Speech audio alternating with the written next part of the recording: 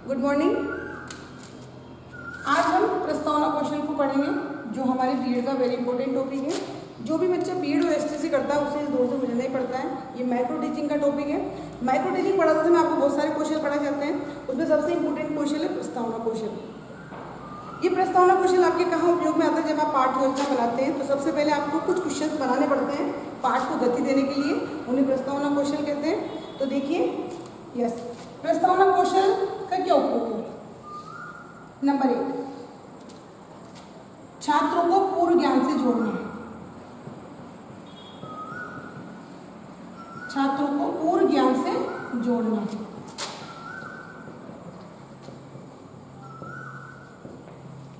Number 2, छात्रों में रुचि उत्पन्न करना।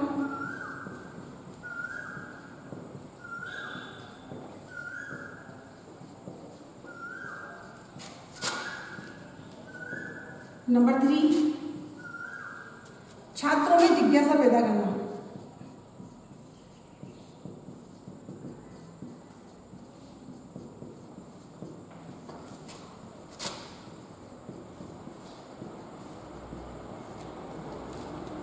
ये 3 बातें हैं जिससे हम कह सकते हैं, इसका उद्देश्य भी कह सकते हैं, इसका उद्देश्य भी कह सकते हैं कि प्रस्तावना के उद्देश्य क्या है।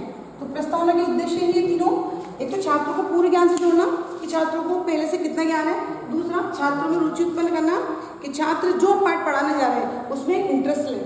थर्ड, छात्रों में जिज्ञासा पैदा करना। छात्रों को रुचि और जिज्ञासा थोड़ा सा सिमिलर है, लेकिन हम इसको अलग से भी कह सकते हैं। तो छात्रों में जिज्ञासा पैदा करना, किसी भी चीज़ को जानने की ललक पैदा करना।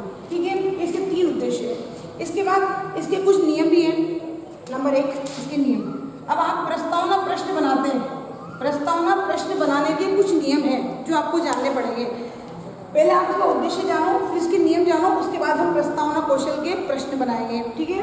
नंबर 1, इनकी संख्या। हम जो प्रस्तावना प्रश्न बनाते हैं इनकी संख्या कम से कम 5 होनी चाहिए। कम से कम 5 होनी चाहिए। नंबर 2, इस क्वेश्चन के लिए इन प्रश्नों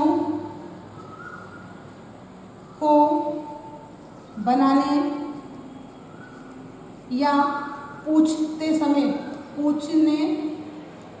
का समय 5 से 7 मिनट।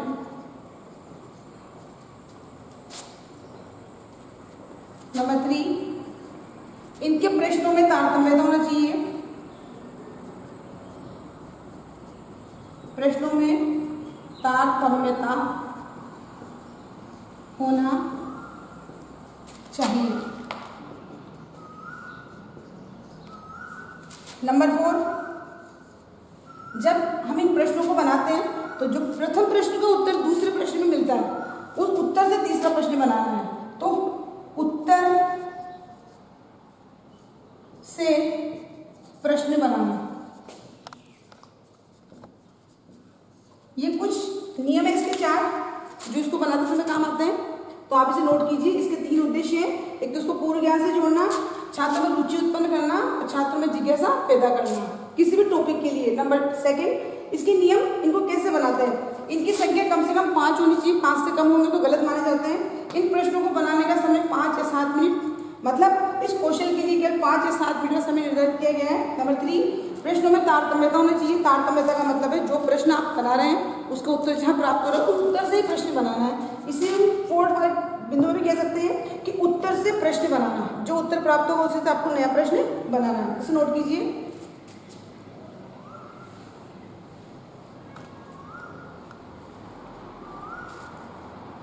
चाहे तो स्क्रीनशॉट भी ले सकते हैं आप। Yes, complete.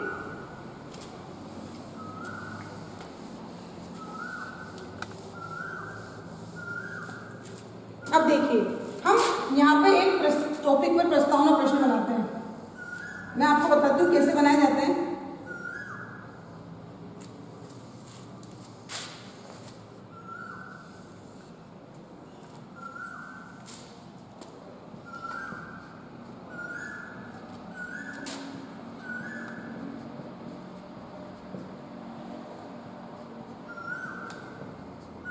देखिए, प्रस्तावना प्रश्न बनाने के लिए बच्चे क्या करते हैं, स्टार्टिंग से शुरू करते हैं, जो बिल्कुल गलत तरीका है।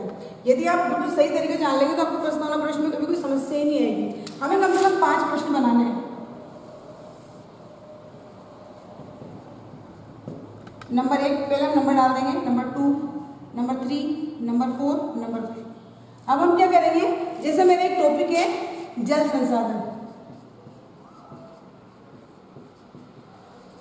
मुझे बच्चों को जल संसाधन पढ़ाना है, इस पर मुझे प्रस्तावना प्रश्न बनाने हैं 5।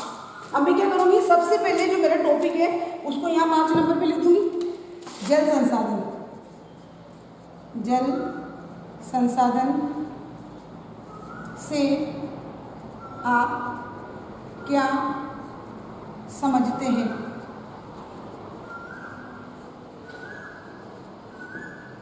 पांचों प्रश्न, इसमें पांचों प्रश्न कैसा होना चाहिए, समस्यात्मक। तो हमारा उत्तर क्या हो गया, बच्चों ने उत्तर नहीं दिया, तो आंसर क्या रहेगा, समस्यात्मक प्रश्न। ठीक है, यदि आप प्रथम क्वेश्चन से आंसर बनाते हैं तो आपकी प्रस्तावना कभी भी कंप्लीट नहीं बनेगी। तो हमें क्या करना है, हमेशा 5 प्रश्न से शुरू करना है। 5 प्रश्न हमारा बन चुका है, मैंने आपको बताया था कि उत्तर से प्रश्न बनाना है। तो अब क्या करूंगी, मैं उल्टे चलकर मैं यहाँ पे 4 नंबर का आंसर लिख दूंगी, जल।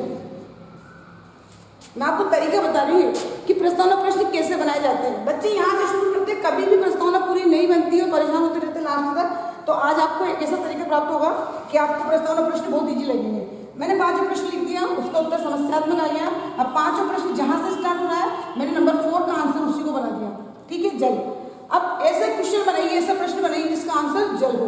तो मैं क्या सिंपल लिख सकती हूँ, नदियों से हमें क्या प्राप्त होता है,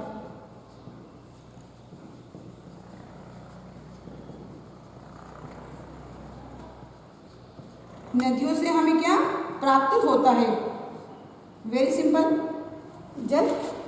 क्लियर। प्रश्न ऐसे होने चाहिए कि बच्चों को सीधे लगे और उनके स्तर के अनुकूल भी होने चाहिए। आप 8th स्टैंडर्ड को पढ़ा रहे हो तो 8th स्टैंडर्ड के प्रश्न होने चाहिए, ये नहीं कि आप 10th स्टैंडर्ड के प्रश्न ले लो। ठीक है, अब नंबर 3 का क्वेश्चन बनाना है मुझे। अब पहले क्वेश्चन नहीं बनाना, पहले मेरे को नदियाँ लिखना है, तो मैं आंसर में क्या लिख दूंगी, नदियाँ। ठीक है, या नदी में जो हमारा प्रश्न होगा उस पर डिपेंड करेगा आंसर कैसे, या नदी। प्रश्न पे डिपेंड करेगा कि आपका आंसर कैसा है। ठीक है, लेकिन आंसर नदी आना चाहिए यहाँ पे, और यहाँ नदी से स्टार्टिंग है। ठीक है, अब मैंने क्वेश्चन क्या होगा जिसमें नदी आंसर आए, सोचो। तो क्या लिख सकती हूँ मैं, सिंपल, कि वर्षा का जल कहाँ इकट्ठा होता है, वर्षा का जल कहाँ इकट्ठा होता है, कहाँ इकट्ठा होता है, नदी या तालाब। तो हम ऑब्लिक लगा भी लिख सकते हैं, नदी या तालाब, झील, कुछ भी कह सकते हैं। हमें 2-3 शब्द भी लिख सकते हैं, लेकिन यहाँ से एक शब्द लेके हमें अगला क्वेश्चन बनाना होता है। तो नदी, मैंने नेक्स्ट क्वेश्चन नदी से बना दिया। ठीक है, अब 2 नंबर का क्वेश्चन बनाना है, तो मैं क्या करूँगी, वर्षा। मैं यहाँ का लिख दूंगी वर्षा, वेरी सिंपल।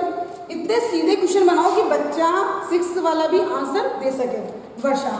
अब वर्षा आंसर हो ऐसा क्वेश्चन बनाओ, सिंपल बनाना है। तो ग्रीष्म ऋतु के बाद कौन सी ऋतु आती है,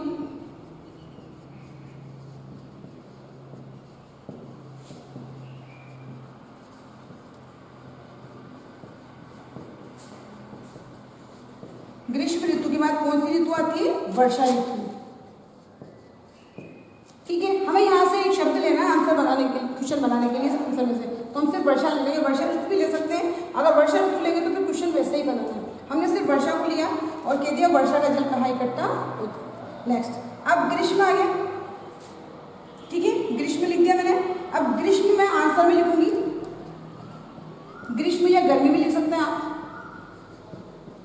अब देखिए कितने सीधे प्रश्न बनाए हैं, एक छोटा सा बच्चा भी इसका आंसर दे सकता है। आपको यही चीज ध्यान रखनी है। अपन क्या करते हैं, क्वेश्चन बहुत हाई लेवल के बना लेते हैं, तो हमारी प्रस्तावना भी नहीं बनती, बच्चे आंसर भी नहीं देते हैं। तो देखिए, अब ग्रीष्म ऋतु, ऐसे क्वेश्चन बनाओ कि आंसर ग्रीष्म या गर्मी की ऋतु आए। ठीक है, तो मैं क्या लिखूंगी कि मई माह में कौन सी ऋतु होती है, मई माह में कौन सी ऋतु होती है।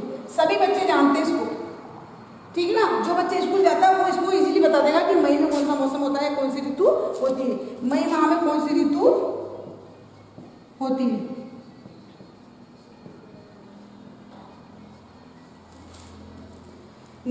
कौन सी ऋतु होती है? ग्रीष्म या गर्मी की ऋतु। तो हम क्या कर सकते हैं, यहाँ क्या लिख सकते हैं? ग्रीष्म ऋतु। ठीक है, ये हमारे 5 प्रश्न बन चुके हैं। देखिए अब मई माह में कौन सी ऋतु होती है? ग्रीष्म ऋतु। ठीक है, सेकंड क्वेश्चन मेरे ग्रीष्म से स्टार्ट है। ग्रीष्म ऋतु के बाद कौन सी ऋतु आती है? वर्षा ऋतु। थर्ड क्वेश्चन देखिए आप, इससे ये बना है वर्षा का जल कहाँ इकट्ठा होता है? नदी या तालाब। फिर 4 बना है नदियों से हमें क्या प्राप्त होता है? जल। और जल संरक्षण से आप क्या समझते हैं? आपको टॉपिक पढ़ाना है जल संसाधन। तो जल संसाधन आपको पढ़ाना है, तो जो टॉपिक आपको पढ़ाना है वो आपको लास्ट में लिख के और फिर क्वेश्चन स्टार्ट करने बनाने। तो वेरी इजीली आपका ये प्रोसेस पूरा हो जाएगा, आपके प्रस्तावना कौशल अच्छे से बन जाएंगे। अब आप जब भी कोई टॉपिक लेंगे तो सबसे पहले 5 क्वेश्चन लिखेंगे, फिर चौथा, तीसरा, दूसरा, पहला बनाएंगे, तो आसानी से बन जाएगा। ये हमारा प्रस्तावना कौशल था। कैसा लगा? Thank you.